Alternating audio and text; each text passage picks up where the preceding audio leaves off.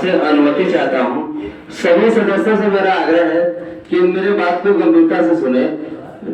हमारे प्रश्नों की बात ही आप लोग गंभीरता से इनकी बात सुने नहीं आया है। अध्यक्ष की बात सुने आया हो।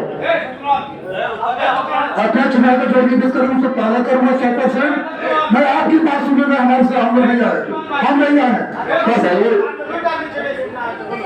सभी सदस्यों से मेरा आग्रह है, माननीय अध्यक्ष महोदय, आपके संज्ञान में विषय लाना चाहता हूँ। भ्रष्टाचार का बहुत बड़ा विषय है और आपके संज्ञान में ही भ्रष्टाचार हो गया और आपके संज्ञान में ही भुगतान हो गई। बहुत गंभीर विषय है।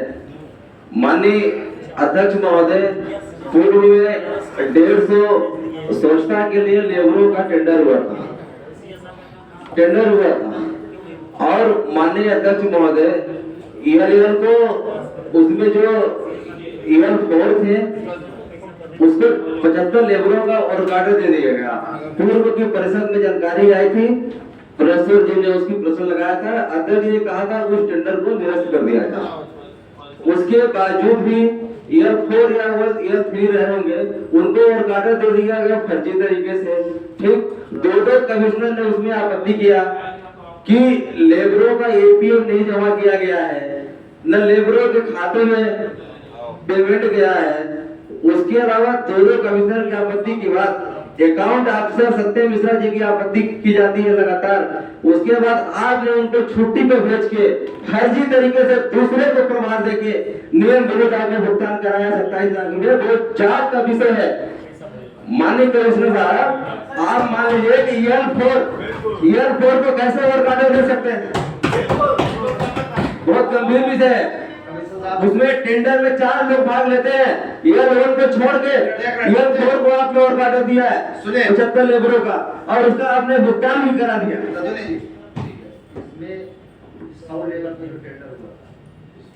माननीय अध्यक्ष महोदय, वो विषय नहीं है, उसमें कमिश्नर साहब का जवाब आया है। उसका नहीं, जिसका फर्जी भुगतान है उसका जवाब चाहता हूँ। माननीय अध्यक्ष महोदय, वो पूरी जो नस्ती है उसकी वस्तुस्थिति के साथ में मैं सदन को अवगत करवाना चाहूँगा, क्योंकि वर्तमान में वो नस्ती सामने नहीं है। उसमें इस तरह की आधी अधूरी जानकारी देना उचित नहीं होगा और उसमें किस तरह की अनियमितता हुई है और क्यों उसको वर्क ऑर्डर दे दिया गया है, वो सारी नस्ती सामने रखी। ये जो 75 लेबर की बात कर रहे हैं, अच्छा, उसकी बात कर रहे हैं, वो नस्ती की मुझे पूरी जानकारी अभी नहीं है। पूरी जानकारी मैं माननीय सदस्यों को या आपको अवगत करवा दूंगा। आप माननीय सदस्यों को वो जानकारी दे दें। और एजेंडे चर्चा अध्यक्ष महोदय, कमिश्नर साहब फाइल पढ़ने की बात ही ना उसका सुनिधि भुगतान दिया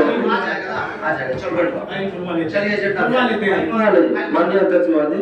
ठीक, दूसरा विषय जो 100 लेबर वाली उसको भी आप लोग जान जाइए। 100 लेबर दूसरा और टेंडर हुआ था 100 लेबर का, एक और टेंडर हुआ था 100 लेबर के लिए। तो उस फाइल में कुछ टेक्निकल त्रुटि थी, टेंडर अपलोड करने में ही कोई गलती हुई थी। तो उस आधार पर उसमें न जो ईओक्यू था न डिटेल थी, और जो मूल्यांकन किया गया था, प्राकलन बनाया गया था, वो भी कलेक्टर दर से नहीं बनाया गया था। प्राकलन में भी कमियां थी। इस आधार पर निविदा समिति ने उस टेंडर को निरस्त करने का प्रस्ताव दिया था और वो टेंडर निरस्त होकर के रीटेंडर हो रहा है, वो निरस्त कर दिया।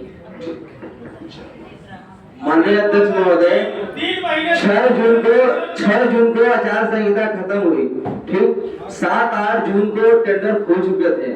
3 महीने पहले से उसको अगर आपको स्वीकृति करना स्वीकृति कर दिए होते, निरस्त करना था तो निरस्त कर दिए होते, रीटेंडरिंग करा दिए होते। 4 महीने से लगातार उस फाइल को रख के मतलब क्या किया जा रहा है?